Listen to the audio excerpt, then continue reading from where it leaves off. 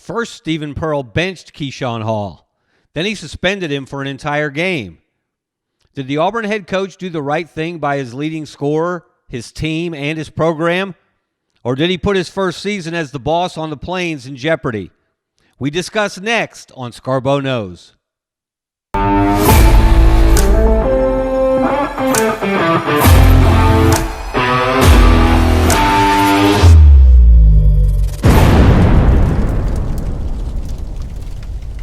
Hello, everyone. Welcome into Scarbo Knows. I am Kevin Skarbinski, a.k.a. Scarbo. It is Monday, February 16th, 2026. And you know what that means if you're a college basketball fan. These are the dog days of a long, long season. And some teams are rising to the occasion, and some teams are struggling to keep up. And somewhere in the middle, we find the Auburn Tigers, mired in the midst of a 4-game losing streak in the toughest stretch of the roughest schedule in the country, according to Ken Pom. The Tigers have lost 4 straight. They've played the last game in 12 minutes without their leading scorer, Keyshawn Hall, by coach's decision. And a lot of people are wondering, is Stephen Pearl the right man to lead this program, to take this program back to the NCAA tournament for the 5th straight year, which would be the best streak in Auburn history? Well, it would match the best streak in Auburn history, set by Sonny Smith and the Tigers from 1984 to 1988. Sonny took the Tigers where they had never been to 5 straight consecutive NCAA tournaments. Is that redundant? Straight consecutive? Of course it is. I've been under the weather lately. Hope everyone will bear with me. I think I had a little touch of something that Andy Kennedy had that kept him out of a road trip last week for UAB. But anyway, let's get back to Auburn. Let's talk about where the Tigers find themselves with 3 weeks left in the regular season. Still in fairly good shape despite the people reaching for their smelling salts because of this 4-game losing streak. Hey, it's college basketball. It's the SEC. It's the deepest conference in the country. Auburn's playing the toughest schedule in the country, according to Ken Pom. And they've just gone through it in the roughest stretch of that schedule. And so it's no surprise that they've lost 4 straight games. The surprise has been that they played the last 12 minutes and change last week in the midweek against Vanderbilt without Keyshawn Hall. That was Stephen Pearl's decision to bench his leading scorer in a game that was not going Auburn's way in Neville Arena. And he found a combination of players who brought the Tigers back. They made a nice run. They got within striking distance late. They couldn't quite get over the hump. But Keyshawn Hall didn't get off the bench the last 12 and a half minutes. And then, if that weren't curious enough, Stephen Pearl decided to suspend Keyshawn Hall for Saturday's big game at Arkansas. Now, look, that game would have been tough enough for the Tigers. The Razorbacks certainly were looking for revenge after Auburn had run them out of the jungle a month ago by 22. Keyshawn Hall scored 32 in that game, by the way. So he made the trip to Fayetteville, but he sat on the bench. He did not dress out. He did not play. And unsurprisingly, Auburn got beat. They didn't get embarrassed. It was 88-75. But when you take your leading scorer, who is averaging 20 points a game, out of the lineup, and you're playing a team with the firepower that John Calipari's second Arkansas squad has, led by Darius Acuff, one of that incredible freshman class across the country. He had a big game, threw in 31. So it didn't really matter that Tahad Pettiford had 29. Well, it did matter in the big picture. It didn't matter in the outcome of that game, but Tahad Pettiford had 29. That was one off his season high. Keyshawn Murphy had a career-high 22 in that game. But Auburn did not have enough weapons to get it done in Bud Walton Arena. And so the bigger question now becomes, where is Auburn? Where is this program going under first-year head coach Stephen Pearl? Did he make the right decision by benching and then suspending Keyshawn Hall? How is Keyshawn Hall going to respond? Is he going to even play on Wednesday night at Mississippi State? A lot of those questions still to be answered. But let's look at the overall. Let's look at year one under Pearl 2 with Auburn basketball. The numbers are not terrible. They're not great. They're not terrible. They're 14-11 overall, 5-7 in the SEC. And again, this is after a 4-game losing streak. They're number 33 in Ken Pom. That's a pretty solid number. What's interesting is if you look deeper inside the Ken Pom ratings, Auburn has the 8th most efficient offense in the country.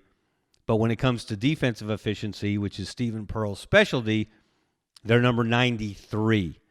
And you know that keeps the head coach up at night. They're number 32 overall on the net. Again, solid. And if you look at the bracket matrix, which compiles and averages 102 different bracket projections, Auburn is included in 101 of those 102 brackets. And when they average out, Auburn comes in as the 8th seed, the last 8th seed, which is really not a good place to be because, as you know, if you're the 8th seed, you play the 9th seed in the first round.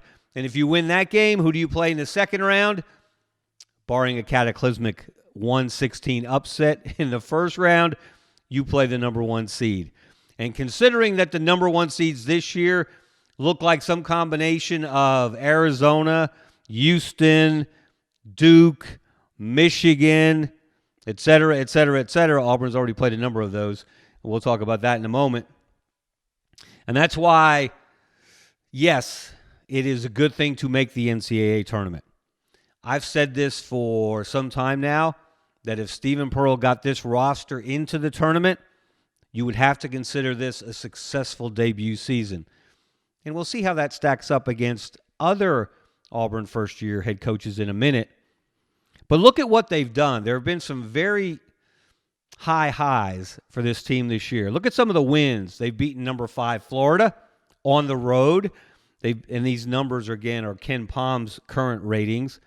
They've beaten number 5 Florida, number 17 Arkansas, number 21 St. John's on the neutral floor, number 30 Texas, and number 31 NC State, which has picked up in its first year under Will Wade.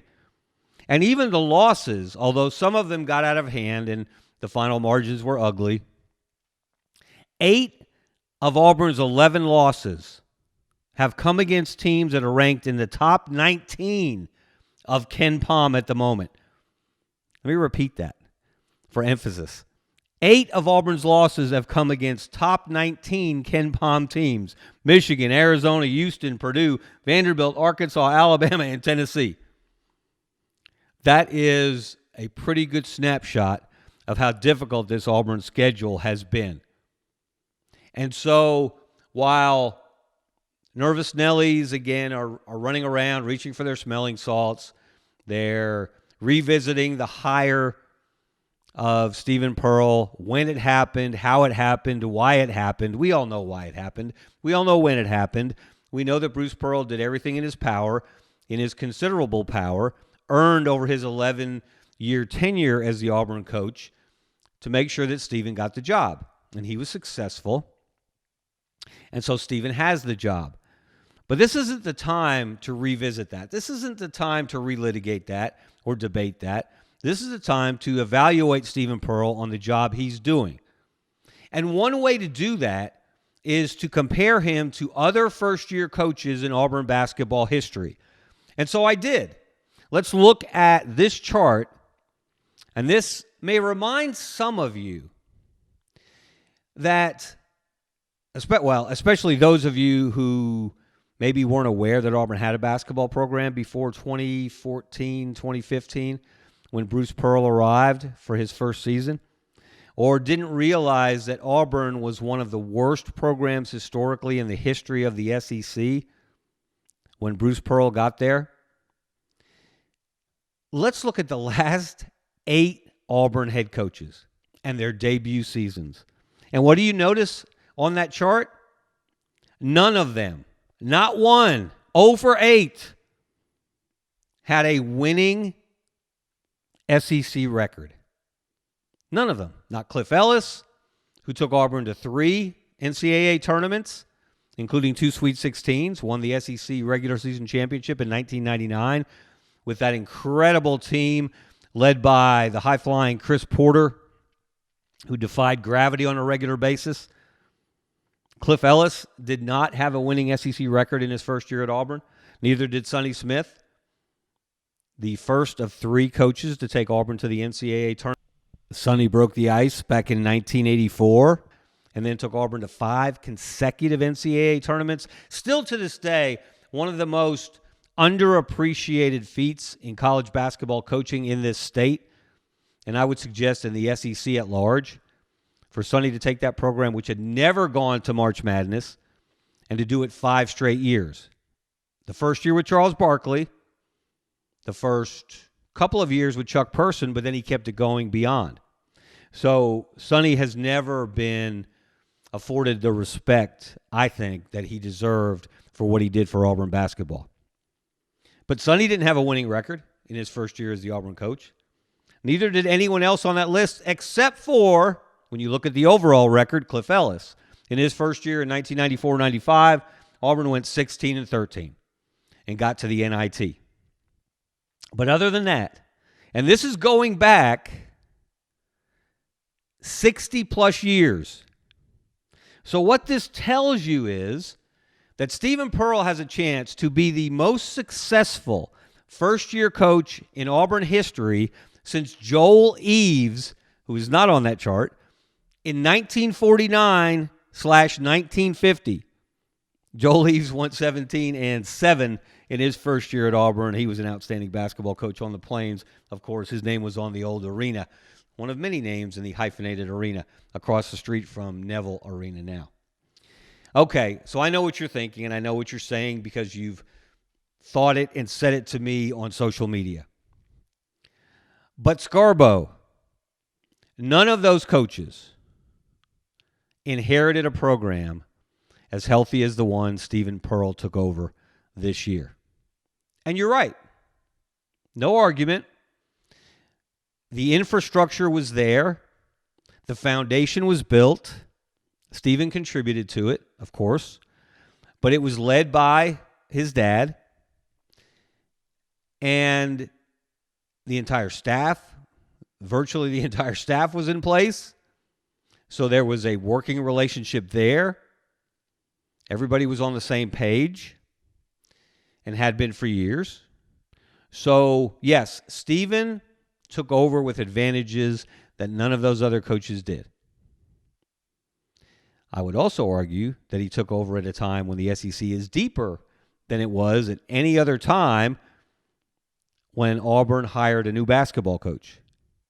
And the expectations at Auburn are higher than they have ever been in the history of the program.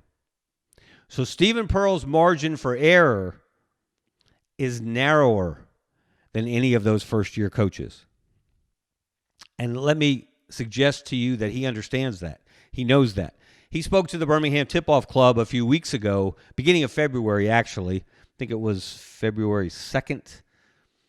And did an outstanding job, was really good in the Q&A session. I can't tell you how many people in the club came up to me afterwards and said, man, he was thoughtful, he was insightful, he was funny, took a shot at his dad and the barbecue at Tennessee that among other things, cost Bruce Pearl the job there. And in a strange way, opened the door for the Pearl family to move to Auburn a few years later. But in his appearance at the Birmingham Tip-Off Club, Stephen Pearl acknowledged that, yes, he has a 5-year contract. He does not have a 5-year window to prove himself as the Auburn head basketball coach. The way he looks at it, and this is not to say that he expects to win big or be gone after 2 years, but the way he looks at it, the way he explained is he pretty much has a 2-year window to prove to people that he is the right man for the job, they can get the job done at a high level going forward, and that he can keep Auburn among the upper echelon programs in the conference, because that's what they've been, along with Alabama, along with Tennessee. Go back to 2017-18 when Auburn shared the SEC regular season championship with Tennessee. Auburn's won 5 SEC championships in that time, more than anybody else. They're right there in terms of overall wins. They're right there in terms of SEC wins. So the bar has been set. Bruce Pearl led it Stephen Pearl helped lift it, and now he has to maintain it and keep it at a high level. So, yes, he has advantages. You would expect him to be more successful than any other first-year head coach that Auburn's had in a long, long time, and he's on track to do that. If you're going to write off the season midway through February, you probably ought to sit this one out and just wait for spring football practice to start. It's not the way basketball works. Very, very good teams have struggled in late February and then found a second wind,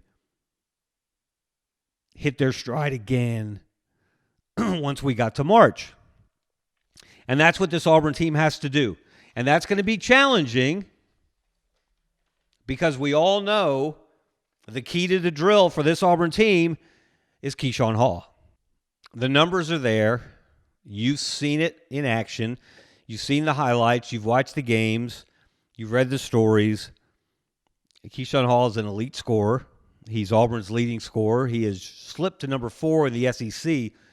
But still, you average 20.7 points a game in this conference this year.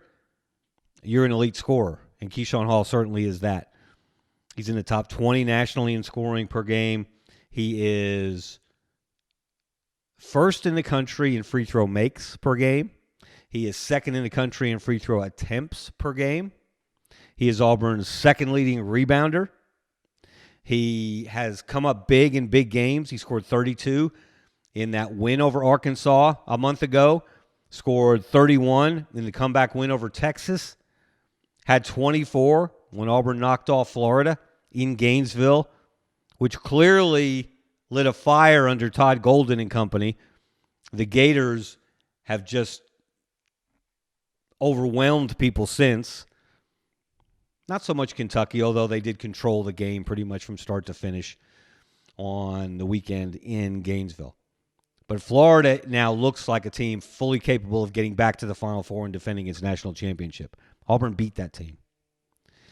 And again, that's one of the highlights of this season. But it didn't do that without Keyshawn Hall. What did he have, 22 in the first half? Florida found a way to slow him down in the second half, but his teammates stepped up. So Auburn's a better basketball team with Keyshawn Hall on the floor. Don't be fooled. This is not going to be some inspirational remake of Hoosiers without Jimmy Chitwood the longer Keyshawn Hall sits out. And we don't know how long he's going to sit out. As of this moment, as I speak, Stephen Pearl has not said how long Keyshawn Hall's indefinite suspension is going to last. If it will end by, 8 o'clock on Wednesday night when Auburn tips off against Mississippi State in Starkville, which now becomes, the most important game of the season for the Tigers. A virtual must-win as much as any basketball game can be in mid-February. When you're on a 4-game losing streak and you're playing a team that's going nowhere, that's not going to make the NCAA tournament, but it is still dangerous and has the league's leading scorer in Josh Hubbard, who can light you up for 35 or 40 in a heartbeat. So Auburn's going to have to play. They're going to have to play well to win in Starkville. Will Keyshawn Hall be there? Will he be in uniform? Will he be on the floor at crunch time? We'll probably find that out in the next 24 hours, the next time Stephen Pearl meets the press. So that brings us to what has been, in my mind, the most important decision that Stephen Pearl has made in his young head coaching career. When he decided, first of all, to bench Keyshawn Hall down the stretch against Vanderbilt. And then, apparently, he didn't like the way Keyshawn Hall responded to the benching, and he suspended him for the game at Arkansas. Now, before you think that, and it's easy to do this, it's easy to jump to conclusions. It's easy to believe that Keyshawn Hall is not a team player. He's not a leader. Despite the numbers he puts up as a scorer, that he's more a me-first kind of guy. And I'm going to go back to that Birmingham Tip-Off Club meeting at the beginning of this month when Stephen Pearl was talking about Keyshawn Hall, he highlighted a couple of days before that, Auburn had gone to Knoxville and lost to Tennessee. And if you remember, Keyshawn Hall, well, we didn't know it at the time. Stephen Pearl shared with us that he had 3 stitches in the index finger on his left hand, which is his shooting hand. And you could see something was wrong with that hand. Every time he shot the ball, he winced in pain. But he took the bandage off in the second half. He kept playing and kept trying to get shots up because that gave Auburn the best chance to win. And Stephen Pearl said that was a great example of what Keyshawn Hall is about, trying to do what he can to help his team. He said he's as hard a worker as there is on this team. He compared him as a worker to guys like Jabari Smith. Now, he didn't compare him as a player. He didn't suggest he was going to be a top 5 NBA draft pick after this season. But he complimented him on his work ethic. And he used that old phrase that coaches love, when your best players are your hardest workers, you have a chance to be really successful. So it was clear that at that point, and that was only a couple of weeks ago, that Stephen Pearl and Keyshawn Hall seemed to have a really good working relationship. And Stephen Pearl had a strong, high opinion of Keyshawn Hall. So not knowing exactly what went down to spark the benching and then the suspension, and we're not going to speculate. We're not going to deal with rumors. That does no one any good. We're going to find out how Keyshawn Hall responds. And this is something else to remember. And Stephen Pearl said this about Keyshawn as well. People have an impression of him. This is his 4th school in 4 years. He started out at UNLV. Then he went to George Mason. Then he transferred to Central Florida. And this year he came to Auburn. And what stands out about those travels, those teams were okay. They were good, not great. But none of them made the NCAA tournament. The last 2, as a sophomore at George Mason and as a junior at Central Florida, Keyshawn Hall led those teams in scoring, but they didn't make the NCAA tournament. And Stephen Pearl said that Keyshawn gets a bad rap because of that. People think of him, because he's a high-volume shooter and a high-volume scorer, that he's a me-first kind of guy. And Pearl said that's not the case. But we're going to find out for sure now. Because Keyshawn Hall came to Auburn to at least some degree, maybe a large extent, because he wanted to make the NCAA tournament for the first time in his last year as a college basketball player. And Auburn is in prime position to do that, to get him there, and he's in prime position to take them there, or at least help. So how does he respond to this discipline? This can go one of 2 ways, right? He can be the person that Stephen Pearl said he thought he was. He can be the hard worker, the team player that the coaches believe he is. He can do the right thing, get the right message, and respond accordingly. And if he does, he'll be back in the lineup on Wednesday, and Auburn will beat Mississippi State, and they will make a surge, and they'll make it to the NCAA tournament. Or it all goes wrong, and this losing streak extends, and Auburn fails to take advantage of a great opportunity, a great position that it's put itself in, despite playing the number 1 schedule in the country, to make it back to the NCAA tournament for the 5th straight year. Again, something that's only happened once in school history. So this is a very important week in the very young head coaching career of Stephen Pearl. One day, if he is successful, if he puts his own stamp on that program, if he maintains the standards of the program, and remember when he announced the suspension of Keyshawn Hall before the Arkansas game the day before, he said it was because Keyshawn had not lived up to the standards and expectations of the program.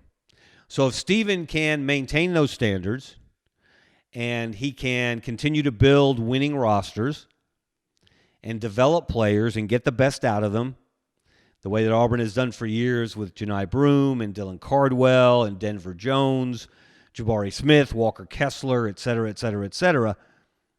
And Stephen becomes a very successful head coach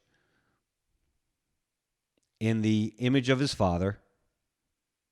Not the spitting image. He's his own man. One day, we'll look back on the middle of February 2026.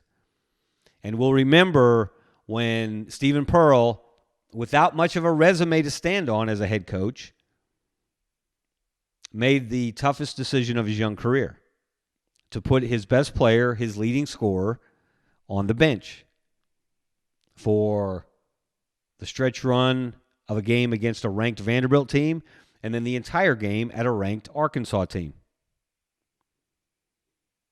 And we'll know if this season turns out right, if the message is received, and Keyshawn Hall plays the way he can play the rest of the way, and Auburn plays the way it can play the rest of the way, we'll know that this is where Stephen Pearl truly became the Auburn head coach. I know that's what Auburn fans are hoping for. We're all waiting to see how it turns out. All right, that's going to do it for me for today. I'm Kevin Skarbinski. This is Scarbo Knows. Thank you so much for watching, whether you're on the Sidelines.live network.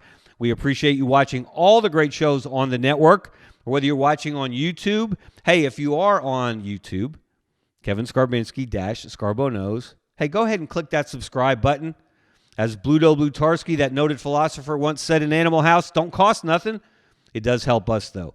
So we do appreciate it. Hope you guys have a great evening. And before you go, take a listen to our sponsor, Money Management Services. Have a great night, everyone. See ya. Since 1992, Money Management Services in Birmingham has provided individuals and business owners with trusted, fee-only financial advice. We're more than advisors, we're your financial family. From retirement planning to tax strategies and estate planning, our team builds personalized wealth management plans tailored to your life. At Money Management Services, we treat you like family, because when you walk through our doors, you become part of ours.